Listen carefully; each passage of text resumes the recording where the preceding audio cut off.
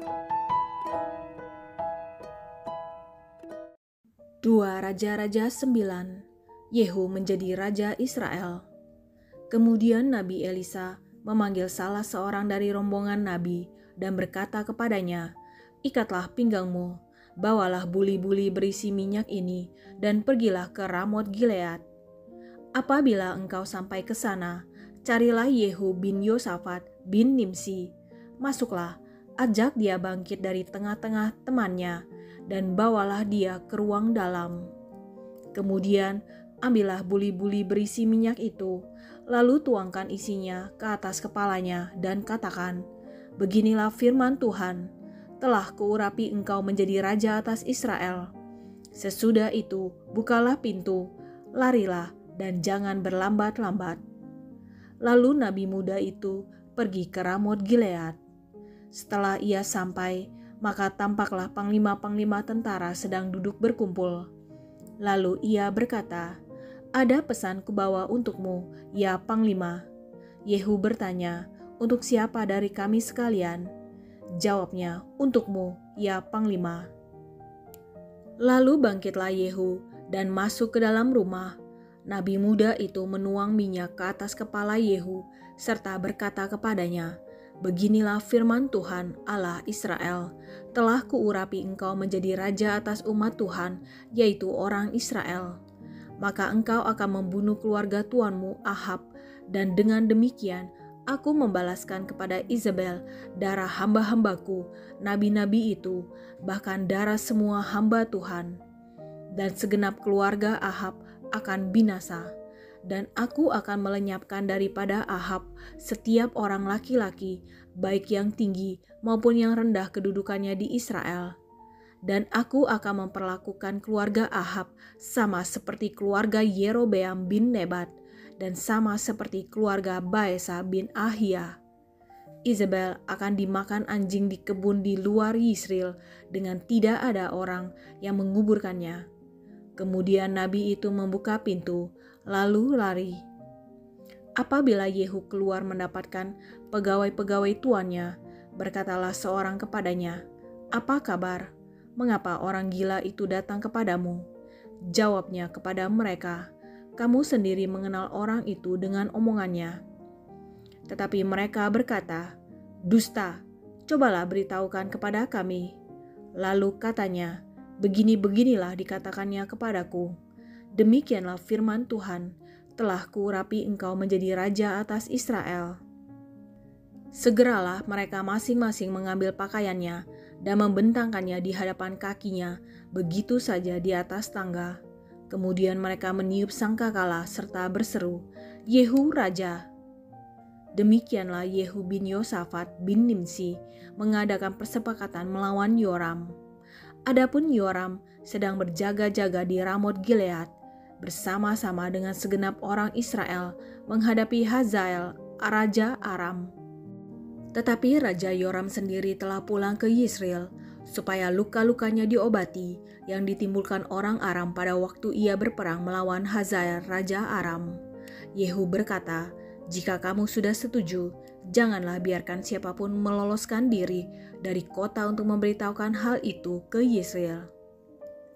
Yoram dan Ahazia dibunuh. Kemudian Yehu naik kereta dan pergi ke Yisrael, sebab Yoram berbaring sakit di sana. Juga Ahazia, raja Yehuda, datang menjenguk Yoram. Ketika penjaga yang sedang berdiri di atas menara di Yisrael melihat pasukan Yehu datang, berserulah ia, "Ada kulihat suatu pasukan." Berkatalah Yoram, "Ambillah seorang penunggang kuda, suruhlah ia menemui mereka serta menanyakan, apakah ini kabar damai?" Lalu pergilah penunggang kuda itu untuk menemuinya dan berkata, "Beginilah tanya raja, apakah ini kabar damai?" Jawab Yehu, "Damai, bukan urusanmu. Baiklah, ikutlah aku." Dan penjaga itu memberitahukan, suruhan sudah sampai kepada mereka, tetapi ia tidak pulang. Disuruhnyalah penunggang kuda yang kedua, dan setelah sampai kepada mereka, berkatalah ia, "Beginilah tanya raja, apakah ini kabar damai?" Jawab Yehu, "Damai, bukan urusanmu. Baliklah, ikutlah aku." Dan penjaga itu memberitahukan, sudah sampai ia kepada mereka, tetapi ia tidak pulang. Dan cara memacunya adalah seperti cara Yehu, cucu Nimsi, memacu, sebab ia memacu seperti orang gila. Sesudah itu berkatalah Yoram, "Pasanglah kereta." Lalu orang memasang keretanya. Maka keluarlah Yoram raja Israel dan Ahazia raja Yehuda, masing-masing naik keretanya. Mereka keluar menemui Yehu, lalu menjumpai dia di kebun Nabot orang Yisrael itu. Tak kala Yoram melihat Yehu, bertanyalah ia, "Apakah ini kabar damai, hai Yehu?" Jawabnya, "Bagaimana ada damai selama sundal dan orang sihir ibumu Izebel begitu banyak?" Segera Yoram berputar dan mau melarikan diri sambil berseru kepada Ahazia, "Itu tipu, Ahazia!" Tetapi Yehu menarik busurnya dengan sepenuh kekuatannya, lalu memanah Yoram di antara kedua bahunya, sehingga anak panah itu menembus jantungnya. Maka rebalah ia di dalam keretanya.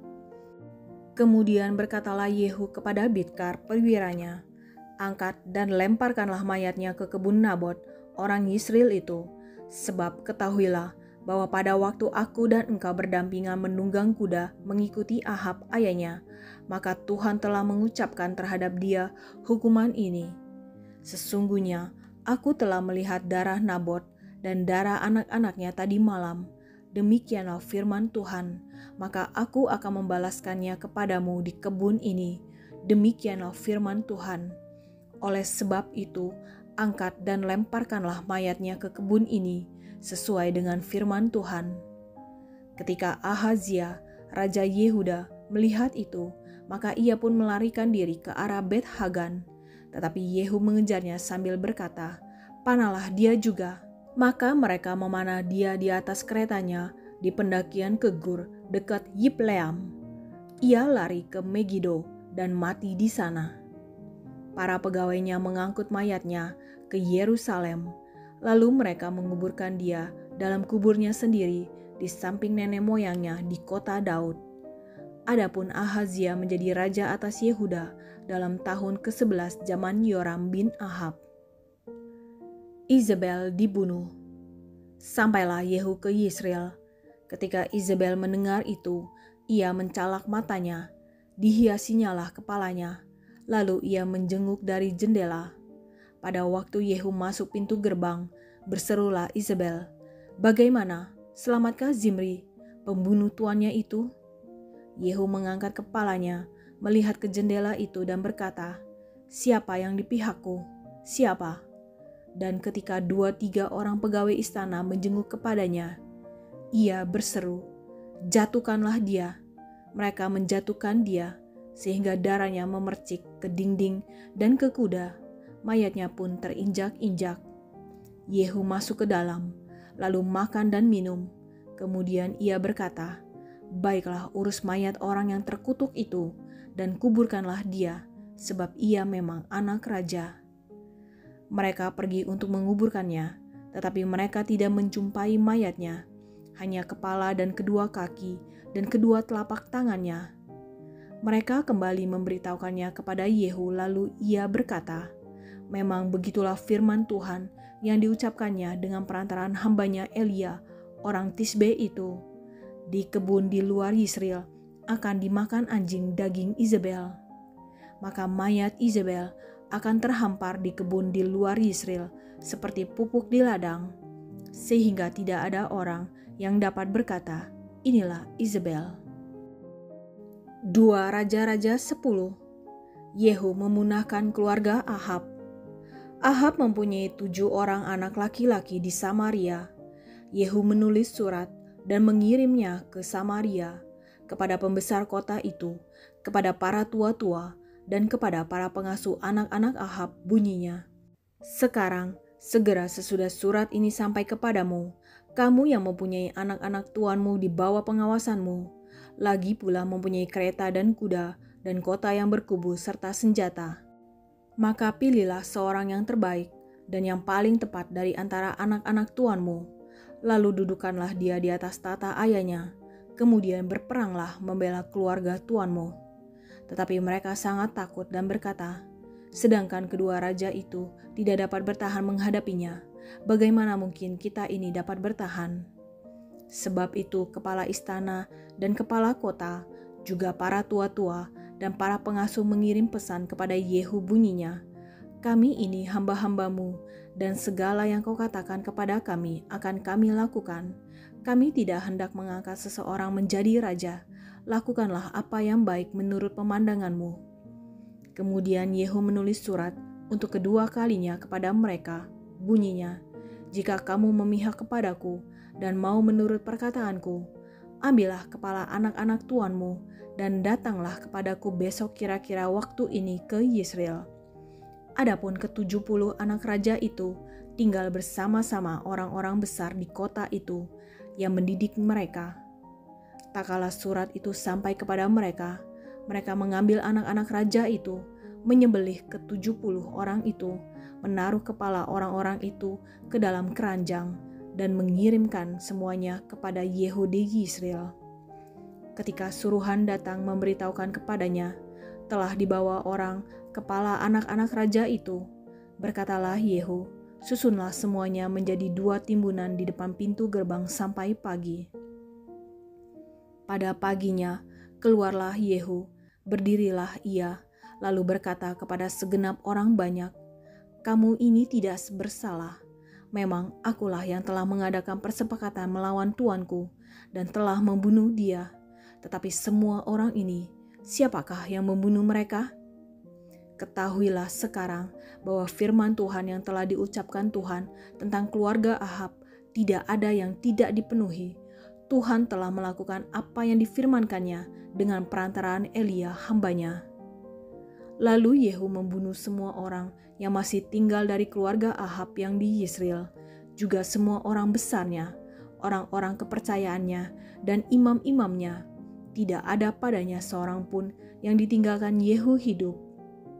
Kemudian bangkitlah Yehu pergi ke Samaria, di jalan dekat Bet-Eket, perkampungan para gembala. Bertemulah ia dengan sanak saudara Ahazia, Raja Yehuda. Lalu ia bertanya, siapakah kamu ini? Jawab mereka, kami adalah sanak saudara Ahazia, dan kami datang untuk memberi salam kepada anak-anak raja dan anak-anak ibu suri.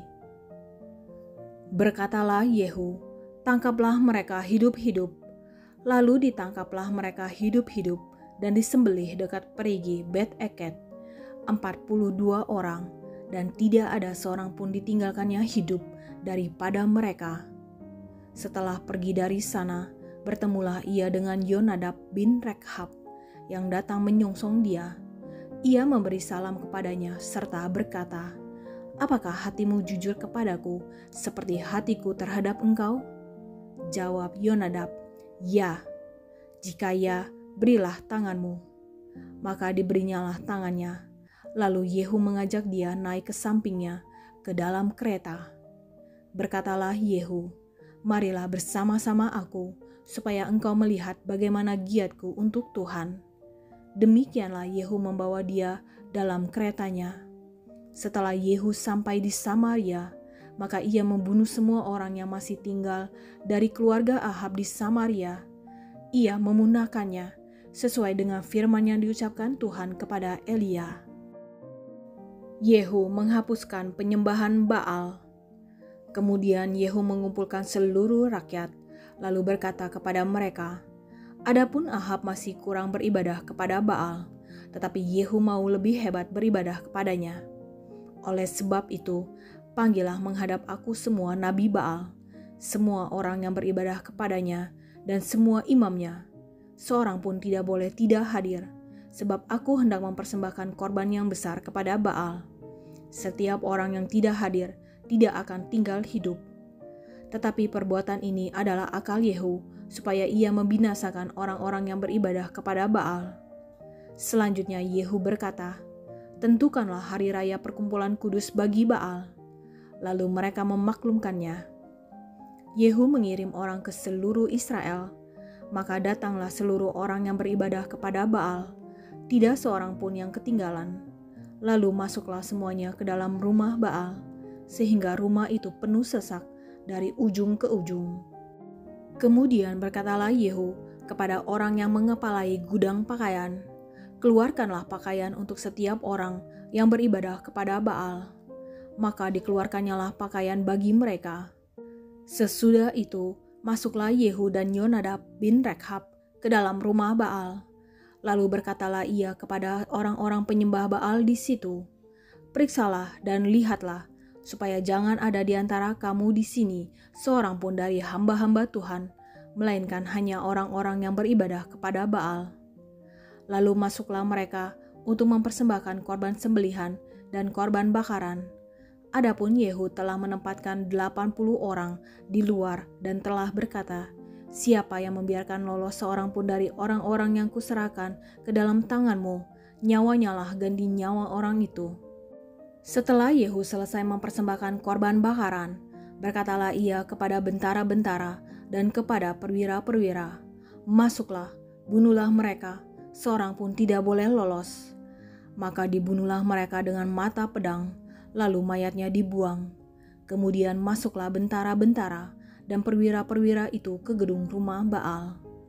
Mereka mengeluarkan tiang berhala rumah Baal itu, lalu dibakar. Mereka merobohkan tugu berhala Baal itu, merobohkan juga rumah Baal, dan membuatnya menjadi jamban. Begitulah sampai hari ini. Demikianlah Yehu memunahkan Baal dari Israel. Hanya Yehu tidak menjauh dari dosa-dosa Yerobeam bin Nebat yang mengakibatkan orang Israel berdosa pula, yakni dosa persembahan anak-anak lembu emas yang di Betel dan yang di Dan. Berfirmanlah Tuhan kepada Yehu, "Oleh karena engkau telah berbuat baik dengan melakukan apa yang benar di mataku, dan telah berbuat kepada keluarga Ahab tepat seperti yang dikehendaki hatiku, maka anak-anakmu akan duduk di atas tata Israel sampai keturunan yang keempat." Tetapi Yehu tidak tetap hidup menurut hukum Tuhan Allah Israel. Dengan segenap hatinya, ia tidak menjauh dari dosa-dosa Yerobeam yang mengakibatkan orang Israel berdosa pula. Pada zaman itu, mulailah Tuhan menggunting daerah Israel, sebab Hazael mengalahkan mereka di seluruh daerah Israel. Di sebelah timur sungai Yordan, dengan merebut seluruh tanah Gilead, tanah orang Gad, orang Ruben, dan orang Manasye, mulai dari Aroer yang di tepi sungai Arnon, baik Gilead maupun Basan. Selebihnya dari riwayat Yehu dan segala yang dilakukannya dan segala kepahlawanannya, bukankah semuanya itu tertulis dalam kitab sejarah raja-raja Israel? Kemudian Yehu mendapat perhentian bersama-sama dengan nenek moyangnya, dan ia dikuburkan di Samaria. Maka Yoahas anaknya menjadi raja menggantikan dia. Adapun lamanya Yehu menjadi raja atas Israel di Samaria adalah 28 tahun. 2 Raja-Raja 11. Atalia dibunuh dan Yoas menjadi raja. Ketika Atalia, ibu Ahazia, melihat bahwa anaknya sudah mati, maka bangkitlah ia membinasakan semua keturunan raja. Tetapi Yoseba, anak perempuan Raja Yoram, saudara perempuan Ahazia, mengambil Yoas bin Ahazia, menculik dia dari tengah-tengah anak-anak raja yang hendak dibunuh itu, memasukkan dia dengan inang penyusunya ke dalam gudang tempat tidur, dan menyembunyikan dia terhadap Atalia, sehingga dia tidak dibunuh. Maka tinggallah dia 6 tahun lamanya bersama-sama perempuan itu dengan bersembunyi di rumah Tuhan, sementara Atalia memerintah negeri.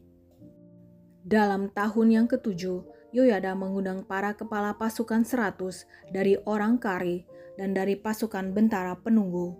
Disuruhnyalah mereka datang kepadanya di rumah Tuhan.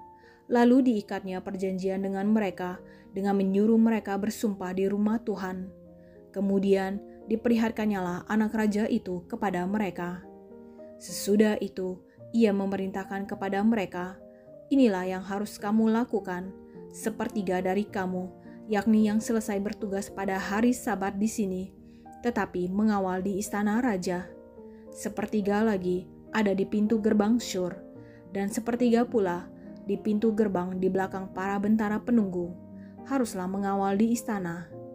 Dan kedua regu daripada kamu, yakni semua orang yang bertugas di sini pada hari Sabat dan mengawal di rumah Tuhan, haruslah mengelilingi raja dari segala penjuru, masing-masing dengan senjatanya di tangannya, dan siapa yang mendatangi barisan haruslah mati dibunuh. Dan baiklah kamu menyertai raja setiap kali ia keluar atau masuk. Para kepala pasukan 100 itu melakukan tepat seperti yang diperintahkan Imam Yoyada. Masing-masing mengambil orang-orangnya yang selesai bertugas pada hari Sabat bersama-sama dengan orang-orang yang masuk bertugas pada hari itu. Lalu datanglah mereka kepada Imam Yoyada. Imam memberikan kepada para kepala pasukan 100 itu tombak-tombak dan perisai-perisai kepunyaan Raja Daud yang ada di rumah Tuhan.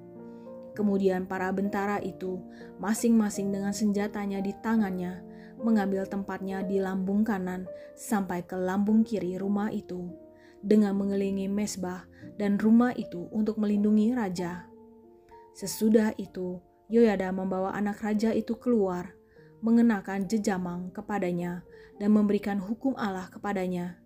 Mereka menobatkan dia menjadi raja serta mengurapinya, dan sambil bertepuk tangan berserulah mereka, "Hiduplah raja!" Ketika Atalia mendengar suara bentara-bentara penunggu dan rakyat, pergilah ia mendapatkan rakyat itu ke dalam rumah Tuhan. Lalu dilihatnyalah raja berdiri dekat tiang menurut kebiasaan, sedang para pemimpin dengan para pemegang nafiri ada dekat raja. Dan seluruh rakyat negeri bersukaria sambil meniup nafiri. Maka Atalia mengoyakkan pakaiannya sambil berseru, "Khianat, khianat!" Tetapi Imam Yoyada memerintahkan para kepala pasukan 100, yakni orang-orang yang mengepalai tentara. Katanya kepada mereka, "Bawalah dia keluar dari barisan. Siapa yang memihak kepadanya, bunuhlah dengan pedang." Sebab tadinya imam itu telah berkata, "Janganlah ia dibunuh di rumah Tuhan." Lalu mereka menangkap perempuan itu pada waktu ia masuk ke istana raja dengan melalui pintu bagi kuda, dibunuhlah dia di situ. Kemudian Yoyada mengikat perjanjian antara Tuhan dengan raja dan rakyat, bahwa mereka menjadi umat Tuhan, juga antara raja dengan rakyat. Sesudah itu, masuklah seluruh rakyat negeri ke rumah Baal, lalu merobohkannya. Mereka memecahkan sama sekali mezbah-mezbahnya dan patung-patung dan membunuh Matan, imam Baal, di depan mezbah-mezbah itu. Kemudian Imam Yoyada mengangkat penjaga-penjaga untuk rumah Tuhan. Sesudah itu, ia mengajak para kepala pasukan 100, orang-orang kari, dan para bentara penunggu dan seluruh rakyat negeri. Lalu mereka membawa raja turun dari rumah Tuhan. Mereka masuk ke istana raja melalui pintu gerbang para bentara. Kemudian duduklah raja di atas tata kerajaan. Bersukarialah seluruh rakyat negeri dan amanlah kota itu, setelah Atalia mati dibunuh dengan pedang di istana raja. Yoas, Raja Yehuda. Yoas berumur 7 tahun pada waktu ia menjadi raja.